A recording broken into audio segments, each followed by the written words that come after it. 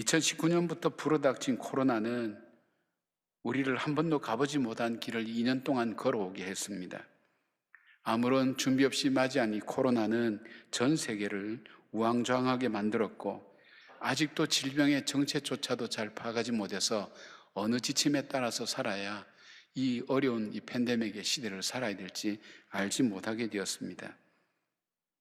코로나로 인해서 우리의 사업장과 우리의 살아가는 삶이, 또 우리 사랑하는 가족들을 잃어버리고 우리가 예상하지 못했던 고통과 아픔 가운데 우리가 얼마나 살아가고 있습니까? 예상하지 못했던 이 일들 때문에 우리가 겪는 사업장과 우리의 삶의 현실 속에서 바로 이 대비하지 못하고 있었던 이것 때문에 당하는 어려움들이 얼마나 많은지 알 수 없습니다. 오늘 이 본문에는 한 번도 가보지 못한 그 길을 하나님께서 가라고 명령하십니다. 요단강을 건너서 가나안 땅으로 들어가라고 하나님께서 명령하십니다. 하나님 말씀이 한 번도 가보지 않는 길, 미지의 길, 두려움의 길이었습니다.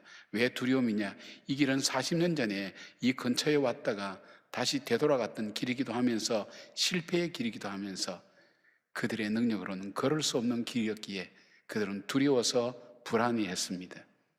그런데 하나님께서 이 요단강을 건너는 지혜를 바로 여호수아를 통해서 이스라엘 백성에게 알려주신 것입니다. 이 어려운 시대에 하나님께서 이 어려운 시대를 어떻게 이겨나가게 하실까? 내 인생의 삶의 어려운 속에서 나는 이 어려움을 어떻게 극복해 나갈까 하는 지혜를 얻기를 원하는 분은 오늘 요단강을 건넜던 이스라엘 백성의 지혜를 우리가 함께 나누면서 하나님께서 우리의 삶을 인도해 가시는 그 인도함을 따라가는 놀라운 지혜가 저와 여러분 속에 함께하기를 축복합니다. 첫 번째로 요단강을 건널 수 있었던 지혜는, 첫 번째로는 하나님의 약속하신 말씀을 이루기 위해서 삶의 태도를 바꾸었습니다. 삶의 태도를 바꾸었습니다. 3장 1절은 이렇게 시작되죠. 또 여호수아가 아침에 일찍이 일어나서, 여호수아가 아침에 일찍 일어난 것은 요단강을 건너가기 전의 일만은 아닌데, 이 6장 12절 보니까 또 이런 표현이 있습니다. 또 여호수아가 아침에 일찍 일어나니, 여리고성을 무너뜨릴 때에도 아침에 일찍 일어났다고 기록하고 있습니다. 7장 16절 보니까 이에 여호수아가 아침에 일찍이 일어나서, 이스라엘이 아이성 전투에서 패배했을 때도 그 문제를 해결하기 위해서 이 여호수아는 일찍 일어났다고 그랬습니다. 여호수아가 8장 10절을 보니까 여호수아가 아침에 일찍이 일어나 백성을 점호하고 아이성을 공격할 때도 그는 일찍이 일어났습니다.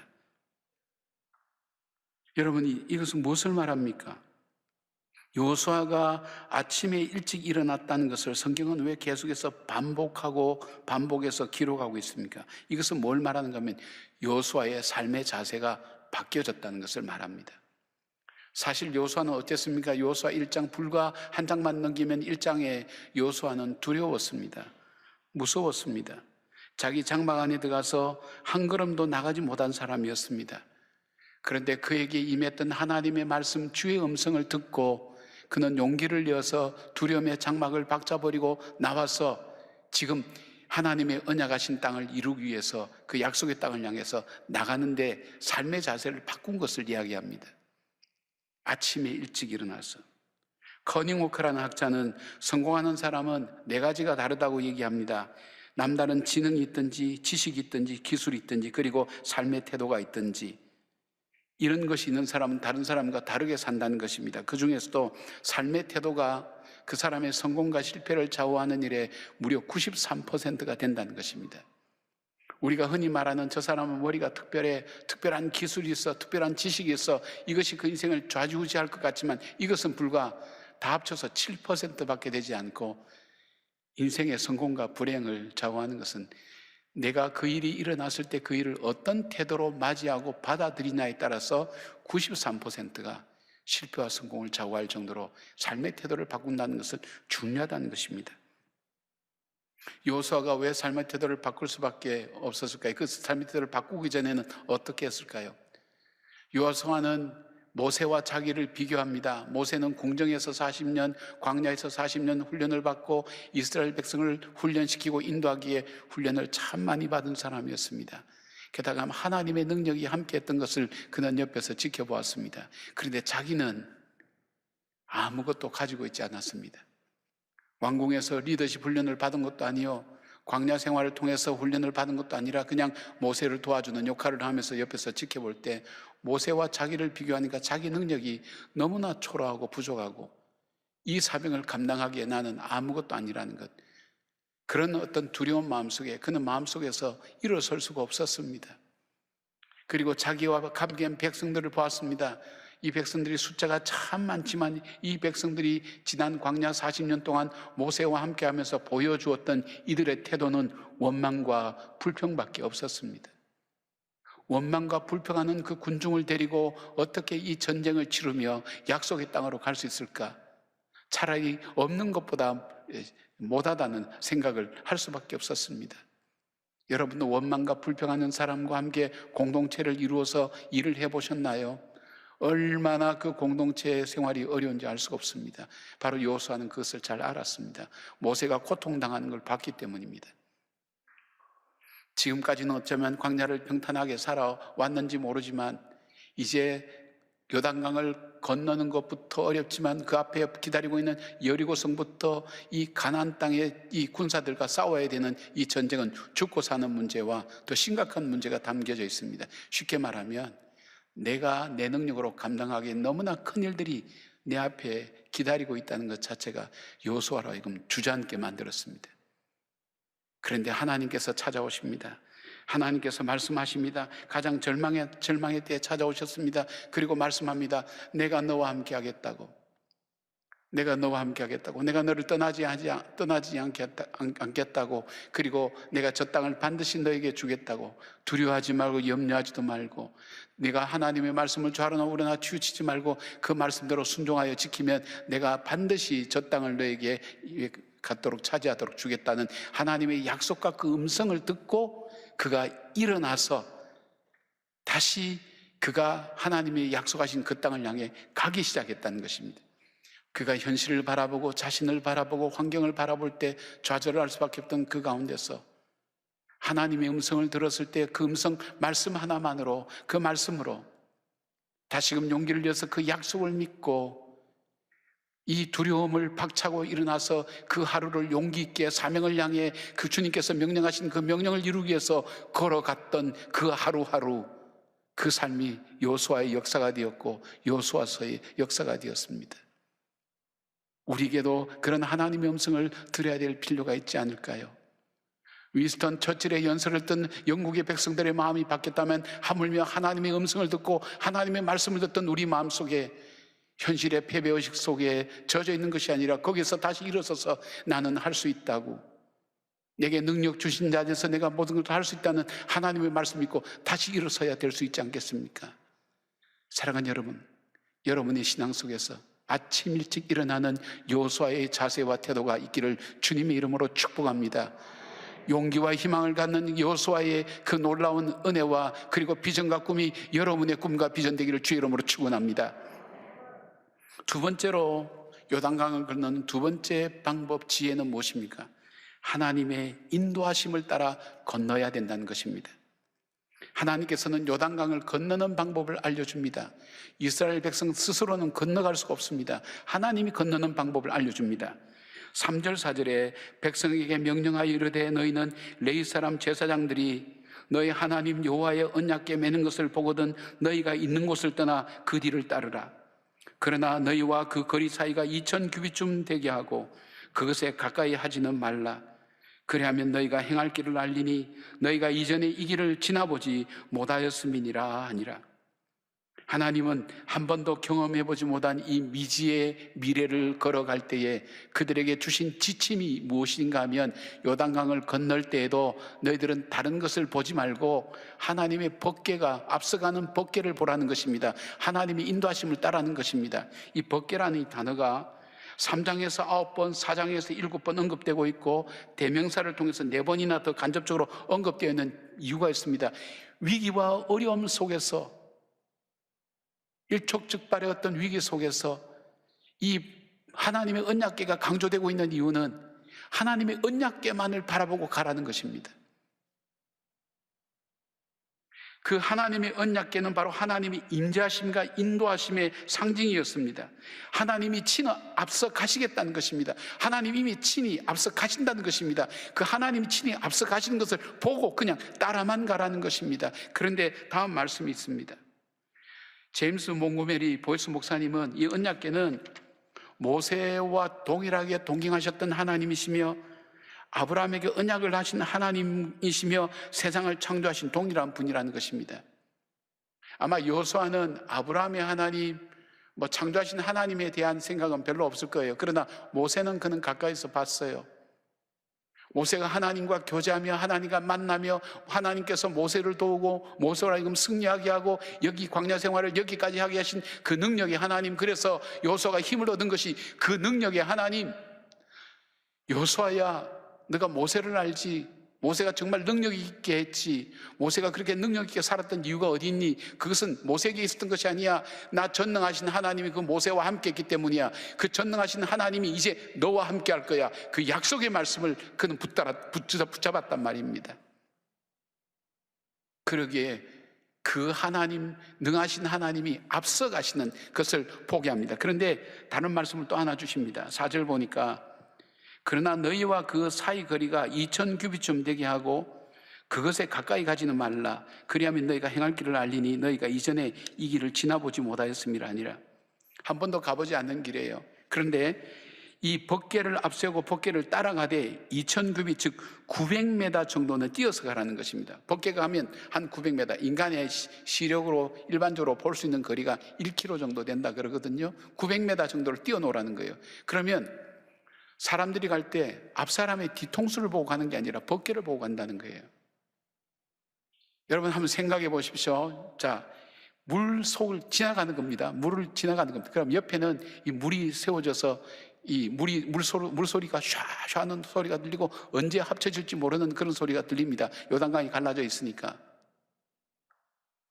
자, 그런데 앞사람만 바라보고 갑니다. 그러면 염려와 두려움이 찾아올 수밖에 없어요. 하나님께서 그것을 앞사람만 보는 게 아니라 법궤를 바라보고 가는 거예요. 법궤를, 하나님의 언약궤를 바라보고 가라는 거예요. 자신들의 힘으로는 건넬 수가 없습니다. 여러분 베드로의 경우도 한번 보십시오. 베드로는 태풍이 몰아치는 바다 위를 걸어오는 예수님에게 예수님 만일 주시면 주님께서 나를 명하사 무리를 걷게 하소서 그렇게 요청하지 않았습니까? 무리를 걸었습니다. 예수님을 바라보고 갈 때는 걸었습니다. 그런데 그가 바다 사람이기 때문에 태풍의 위력을 잘 알기에 태풍으로 시선을 돌리는 순간 그는 바닷물에 빠지고 말았습니다. 손을 뻗어서 주여 나를 도와주소서 할 때 그때 구조를 받았습니다. 무엇을 얘기합니까? 오늘 우리의 삶 속에 하나님이 앞서가시고 하나님이 나와 함께 계시고 하나님이 앞서가신 그 길만 따라가면, 오늘 내 힘으로 살아가지 않고 그 길만 따라가면 그 길을, 그 요단강을 건널 수가 있는데 내가 다른 것을 보거나 다른 것에 관심을 갖게 되면 못 가게 된다는 것입니다. 그러니까 여러분 무엇을 말씀합니까? 오늘 하루를 살아갈 때 우리가 다른 것 바라보고 다른 것 생각하고 자기 입장 생각하고 자기 지식 생각하고 따라가는 게 아니라 내게 주신 그 하나님, 임재하신 하나님, 오늘도 함께 하신 하나님, 나와 동행하신 하나님, 먹이시고 입히시고 나를 보호하시고 공급하시는 그 하나님 지금 나와 함께 하시고 그 하나님이 오늘도 앞서가신다. 오늘도 그 하나님이 앞서가시는 그 길을 나는 따라만 간다. 그 믿음으로 가라는 것입니다. 사랑하는 여러분, 이제는 우리가 눈을 잠깐 떼서 딴 것 보고 이것 보는 것이 아니라 위기의 때에는, 어려울 때에는, 요단강을 건널 때는 바로 하나님의 말씀만 바라보고 걸어가셔야 됩니다. 말씀 붙들고 걸어가셔야 됩니다. 그럴 때 그 강을 건널 수가 있습니다. 세 번째, 이 요단강을 건너기 전에 또 주님께서 주신 세 번째 지혜는 뭐냐면 자신을 성결하게 하라는 것입니다. 자신을 성결하게 하라. 5절 말씀이죠. 여호수아가 또 백성에게 이르되 너희는 자신을 성결하게 하라. 여호와께서 내일 너희 가운데서 큰 기이한 일을 행하시리라 되어 있습니다. 여러분, 요단을 건너기 전에 이스라엘 백성의 최대 관심사가 뭐라고 생각하십니까? 어떻게 요단강을 건너는가? 이것이 최대의 관심입니다. 여러분, 지금 여러분의 최대 관심사가 뭡니까? 이 코로나를 어떻게 하면 극복할까? 이것이 아마 최대 관심사일 것입니다. 아니면 여러분에게 있어서 더 큰 어떤 관심사가 있을 줄 압니다. 최대 관심사가 그거였습니다. 물이 가득한 이 요단강을 어떻게 건널 것인가? 더구나 성경은 이 시기가 곡식 거두는 시기가 되어서 언덕에 넘칠 만큼 물이 가득했다고 기록하고 있습니다. 인간의 힘으로는 불가능할 건데 어떻게 건너갈 수 있는 것인가 하는 것이 인간의 최대의 관심사였습니다. 근데 돌연 여호수아는 환경을 바뀌어서 분위기를 바꾸어서 그 관심사에서 전혀 다른 얘기를 합니다. 동떨어진 얘기합니다. 너희 자신을 성결하게 하라. 요단강을 건너는 방법은 뭐 떼목을 만들어라, 어떻게 하라, 그렇게 나와야 될 건데 그것이 아니라 너희 자신을, 너희 내면을 성결하게 하라, 하나님 앞에 거룩하게 하라고 그렇게 말씀하고 있습니다. 왜 그럴까요? 물론 우리가 죄가 있으면 하나님께서 함께 하실 수가 없습니다. 이사야 59장 1절 2절에 보니까 여호와의 손이 짧아 구원하지 못함도 아니요 귀가 둔하여 듣지 못하심도 아니라 오직 너희 죄악이 너희와 너희 하나님 사이를 갈라놓았고 너희 죄가 그 얼굴을 가리워서 너희에게서 듣지 않으시게 함이니라. 하나님과 우리 사이에 죄가 있으면 주의 능력이 나타나지 않습니다. 하나님께서 우리 기도를 듣지 않습니다. 죄의 문제를 해결하는 것은 참 중요한 일입니다. 그러나 이것보다 더 큰 의미가 있습니다. 더 근본적인 것은 우리 자신에게 있는데 데오드로 F 목사님은 이 명령은 자아를 죽음에 넘기는 것을 의미한다고 그렇게 얘기합니다. 자아를 죽이라는 것입니다. 성결하라는 것은 자아를 죽이라. 자아를 죽이라는 얘기가 뭘까요? 나의 경험, 나의 지식, 나의 판단, 나의 생각, 나의 욕구 이거 다 내려놓으라는 것입니다. 성결하다는 것은 어떻게 해요? 나와 세상은 간 곳 없고 구속한 주만 내 삶 속에 있는 겁니다. 나는 죽고 예수만 사는 것입니다. 내 안에 나는 죽고 예수만 사는 것입니다. 이것이 성결한 삶의 목적입니다. 내가 무슨 죄를 회개하고 이것보다 더 중요한 것이 내 안에 내 생각은 죽습니다. 내 판단도 죽습니다. 예수님의 생각이, 예수님의 마음이, 예수님의 그 말씀이 내 마음속에 살아있습니다. 그 말씀이 나를 움직여 갑니다. 이것이 살아있는 사람. 이런 사람이 할 수 있는 게 뭘까요? 순종할 수 있습니다. 오늘 요단강을 건너는 마지막은 순종 때문에 이루어집니다. 요단강만이 문제가 아니라 이 가나안을 정복하는 중요한 삶의 하나의 초점, 이거는 순종입니다. 그래서 매 순간 중요한 기록마다 여호와의 종 모세에게 명령한 대로 여호수아가 다 순종하였더라. 그것이 승리의 마지막에 기록되고 있는 기록의 말씀입니다. 순종입니다. 이 순종은 어떤 사람이 할 수 있습니까? 내가 죽은 사람이 순종할 수가 있습니다. 한번 생각해 보세요. 강을 갈라놓고 가라는 것도 아닙니다. 물은 더 넘칩니다. 근데 가면 갈 수 있다, 가보라 그럴 때 그거 이성적으로 받아들일 수가 있겠습니까?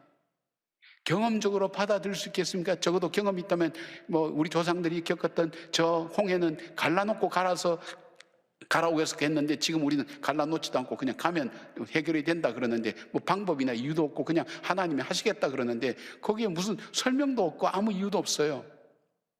할 수 있겠습니까? 어떤 사람이 순종할 수 있을까요?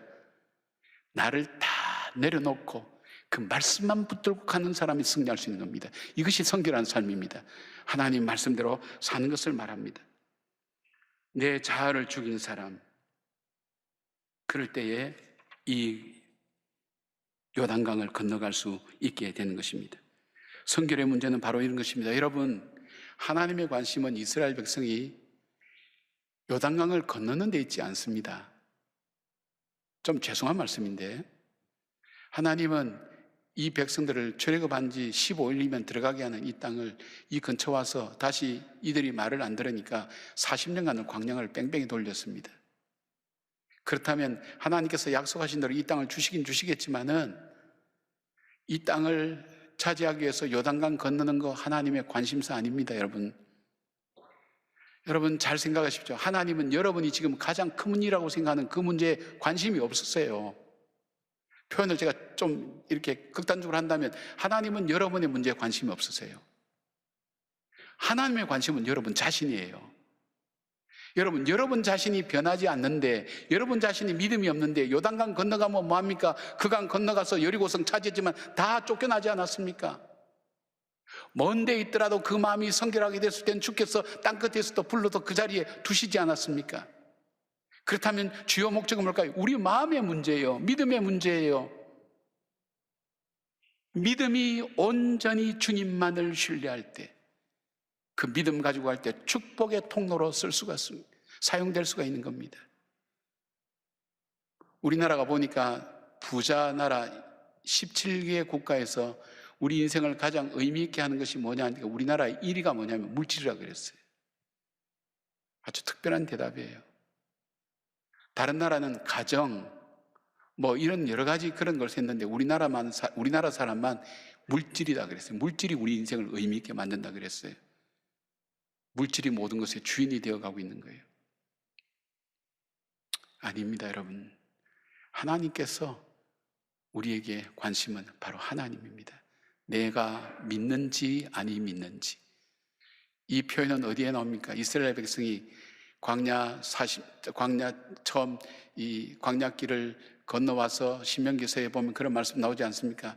너희들이 40년 이 광야길을 걸은 것을 기억하라. 신명기 8장에 나옵니다. 근데 너희들이 내 말을 듣는지 아니든지 내가 시험하여 보기 위함이라 그랬습니다. 인생의 광야를 만났을 때, 인생의 요단강을 만났을 때 주님은 오늘 우리에게 보시길 원하는 것이 건너느냐 못 건너느냐가 아니라 그 가운데서도 내 말에 순종할 수 있느냐, 나만을 믿을 수 있느냐 하는 것을 주님께서 보신다는 것입니다. 히브리서 11장 1절에 이렇게 말씀합니다. 믿음은 바라는 것들의 실상이요 보지 못하는 것들의 증거라고 말씀합니다. 믿음을 가지고 말씀에 온전히 순종할 때 주님께서는 그 강을 건너게 하시고 그 강을 건너게 하신 다음 축복의 백성으로 살아가도록 하나님이 인도해 가신다는 것입니다. 존 헉스라는 믿음이 좋은 여인이 있었습니다. 그의 삶은 모든 것이 평안했고 평탄했습니다. 그는 37세가 될 때에 자신의 삶에 주님께서 함께 하시는구나 하는 하나님의 임재를 그가 느꼈습니다. 그때 그 영감으로 시를 쓰게 됐는데 그녀는 이 시를 쓰게 되는 그때 영감을 이렇게 기억합니다. 내 영혼 속에 주님의 임재를 느꼈어요. 그 순간 즐거울 때나 슬플 때 주님이 없다면 어떻게 살 수 있을까 하는 생각이 들었지요. 그래서 매 시간 주님이 필요해요라는 생각을 하면서 이 글을 쓰게 되었습니다. 그 시 내용은 이렇습니다. 은혜로우신 주님, 매 시간 주님이 필요해요. 주님의 부드러운 음성만이 날 평안하게 해요. 주님이 필요해요. 주님이 필요해요. 매 시간 주님이 필요해요. 나의 구세주, 이제 내게 복을 내려주세요. 내가 주님께 나아갑니다. 앤 혹스가 이 찬송이 정말 자기의 찬송이 되기까지는 무려 16년 뒤에 시간이 흐른 다음에 그때서야 깨달았습니다. 행복한 가정에 갑작스러운 남편이 세상을 떠나게 된 겁니다. 남편 한 사람이 떠나는 것이 아니라 사실은 이 여인의 모든 것이 다 무너져 버렸습니다. 살 의욕을 잃어버렸습니다. 삶의 목적을 잃어버렸습니다. 방향을 잃어버렸습니다. 무엇을 해야 될지, 오늘 하루를 어떻게 살아야 될지 알지 못하고 그렇게 살아가게 되었습니다. 그는 괴로워했습니다. 삶의 의욕도 없었습니다. 어떻게 살아야 될지 알지 못할 때 문득 시편 37편 4절 세 번역으로 기쁨은 오직 주님에게서 찾아라는 그 말씀을 그가 읽게 되었습니다. 그 순간 16년 전에 자기가 지었던 그 시를 생각해내게 됩니다. 그리고 그 시를 기억하게 됩니다. 주님, 맞아요. 내 기쁨은 주님이에요. 오늘 나는 주님이 필요해요. 바로 그 주님의 음성 때문에, 주님의 그 말씀 때문에 이 여인은 일어서서 자기 길을, 남은 자기의 생애를 묵묵하고 더 아름답게 걸어갈 수가 있었던 것입니다. 사랑하는 여러분, 오늘 여호수아처럼 나는 내 삶의 이 현실을 살기에는 남은 너무 초라하다고 생각하고 있지는 않습니까? 나를 주변에서 돕는 사람은 아무도 없어. 내가 어려워도 나는 혼자만 당할 수밖에 없어. 그렇게 생각하지는 않습니까? 헤쳐온 것도 힘들어 죽겠는데 앞으로 헤쳐갈 일이 너무 힘들어 주저앉고 계십니까? 어떻게 하시겠습니까? 하나님의 음성을 듣고 일어섰던 여호수아처럼 주님의 음성이 우리에게 필요하지 않습니까? 그리고 앤 혹스 이 여인처럼 어떻게 살아야 될지 모르는 이 가운데 오늘 내게 말씀하시는 그 주님의 음성이 나로 오늘을 살게 하고 내일을 살게 하고 내 삶을 의미 있게 만드는 바로 그 주님이 오늘 나는 필요합니다. 그 고백이 오늘 저와 여러분의 고백이 아니겠습니까?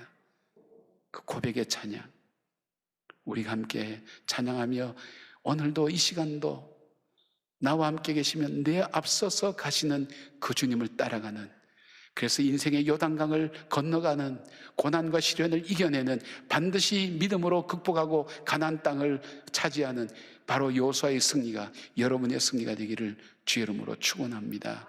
아멘.